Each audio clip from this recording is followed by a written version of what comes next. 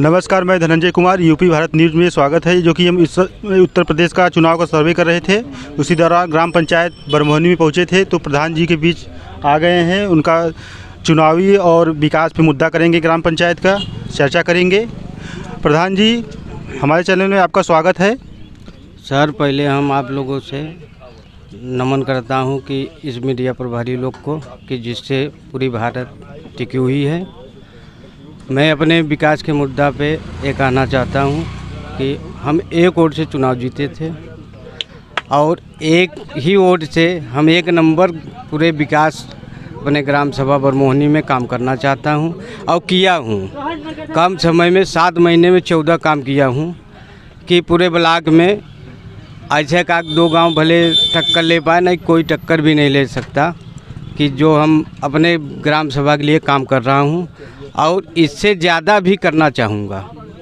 जैसे ग्राम प्रधान जी, आपको जनता ने प्रधान प्रतिनिधि के रूप में चुना है, तो क्या संदेश देना चाहते हैं? सर, जनता को पहले मैं उनको नमन करता हूँ कि जनता आज हमको इस काम में उठा बैठाई हुई है पद पे कि हम जनता का जितना भी कहूँ उतना ही कम है। हम उनका ऋणी हैं। जो हमारे लायक रहेगा, हम हर गरीब हो चाहे अमीर हो चाहे कोई भी कास्ट का हो, हम उनके साथ कंधा से कंधा मिला के चलना चाहते हैं। और उसके बाद मैं चुनाव तक तो रहूँगा ही, इसके पहले और उसके बाद भी उनके साथ रहना चाहता हूँ कि ये तो आज हमारा सौभाग्य है कि जो जनता आज हमको इस पद पे लिया के खड़ा किया है। इससे पहले हमको बीडीसी बनाया, पहली बार मैं प्रधानी लड़ा, फिर प्रधान हमको चुना गया। इसलिए हम इस जनता से हरदम रेडी रहूँगा। क्योंकि आपकी ऐतिहासिक जीत है, पूरे ब्लॉक में आप एक वोट से जीते हैं, विजयी हुए हैं। जी सर, पूरे ब्लॉक से ये हमारे जनता का प्यार था, उनका आशा टिकी थी, उनमें श्री हनुमान जी की कृपा थी कि हम एक वोट से विजयी हुए। प्रधान जी, सरकार की योजनाएं हैं जैसे कि शौचालय, सामुदायिक शौचालय, आपके यहाँ क्या स्थिति है? पहले से बना हुआ है कि अभी आपके कार्यकाल में बना है? शौचालय हमारे यहाँ पहले नए और स्तर छद अधूरा था।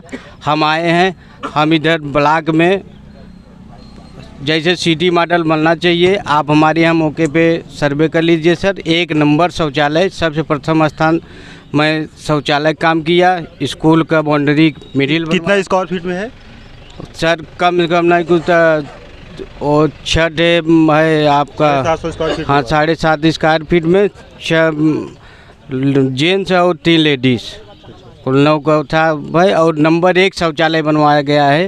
अभी हैंड ओवर हो चुका है? हाँ, हैंड ओवर हो चुका है। बेटियाँ जैसे यूज कर रही हैं ना, सरकार हाँ, का योजना है कि जैसे बहु बेटियाँ जो है बाहर न जाए शौच के लिए। सर, वो तो चालू हुआ है, इसके बाद 76 थे नए में बन रहा है। सबको घर घर जिसको जाने में दिक्कत है उसके घर दिया गया है।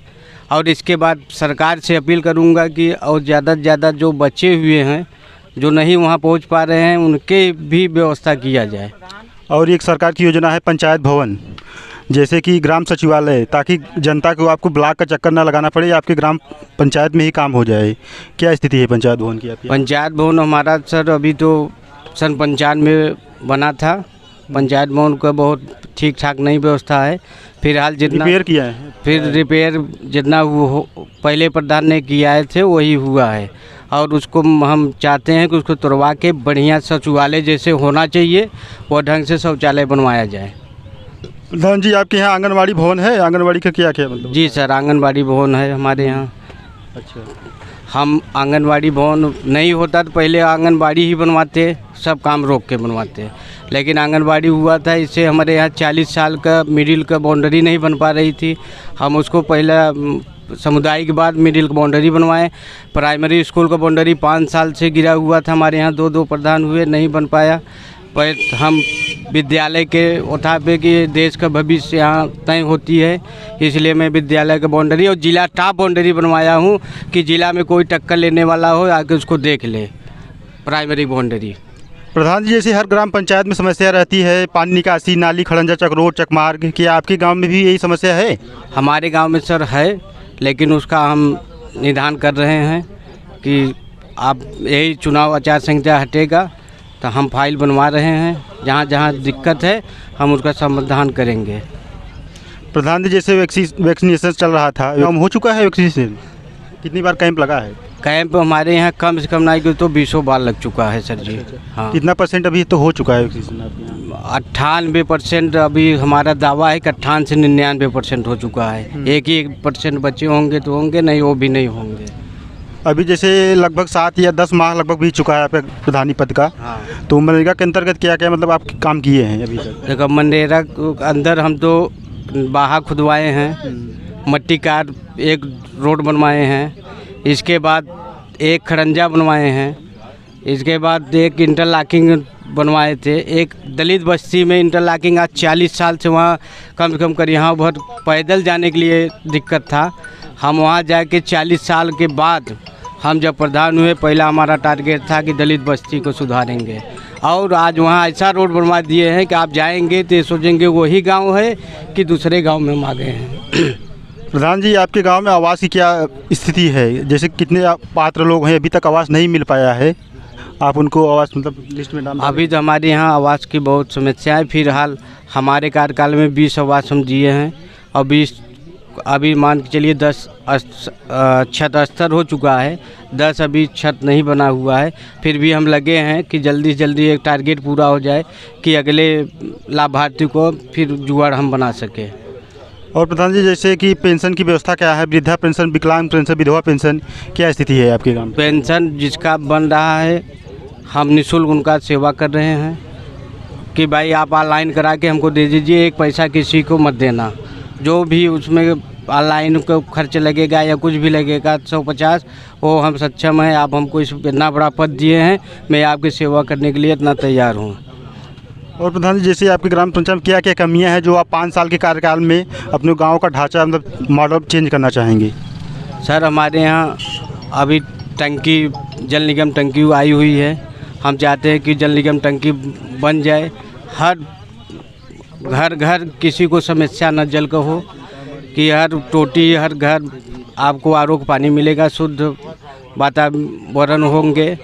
इसलिए जल निगम टंकी के लिए एकदम प्रस्ताव रखे थे और जल निगम टंकी के ज़मीन भी हम दे चुके हैं।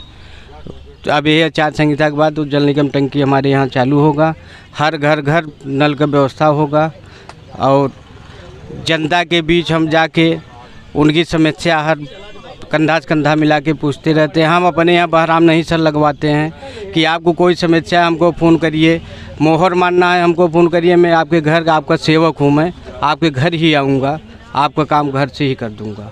प्रधान जी, जैसे हर गांव में रहता है राशन डीलर में धांधली होता रहता है, कोटेदार के ऊपर आरोप लगाते रहते हैं सब लोग, आपके ग्राम पंचायत में क्या स्थिति है राशन? हमारे कार्यकाल में ऐसा कोई चीज़ नहीं हुआ है कि कोटेदार से कोई कार्ड नहीं लिया गया, नहीं होगा उसका तब भी हम कोटेदार को फ़ोन करेंगे कि भैया उसको कार्ड नहीं है, उसको कहीं से कहीं जुगाड़ करके दे दो। आपको नहीं बच रहा है हमसे, आप पैसा ले लो लेकिन गरीब का पेट भरो, गरीब कोई भूखा न सोने पाए।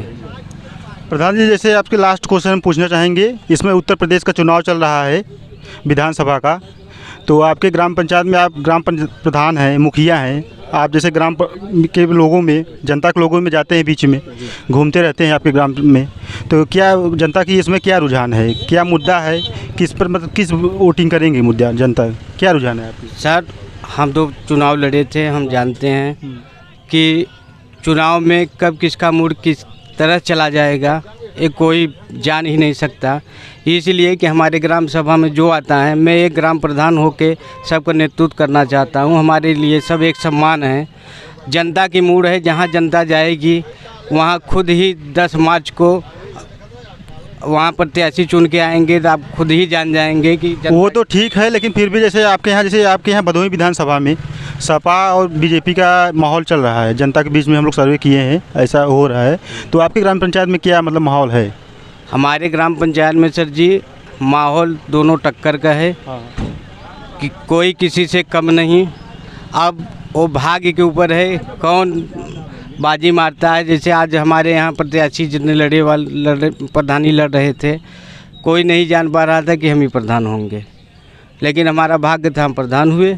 इसलिए कि आज भी जो भी लड़ रहा है कोई हार नहीं रहा है, सब जीत रहे हैं सर जी। चलिए ठीक है प्रधान जी, समय देने के लिए बहुत बहुत धन्यवाद आपका। धन्यवाद सर, आप मीडिया प्रभारी को हमारा नमन करता हूँ। इस देश के आप लोग अंगरक्षक हैं, आपसे ही ये देश चल रहा है। धन्यवाद।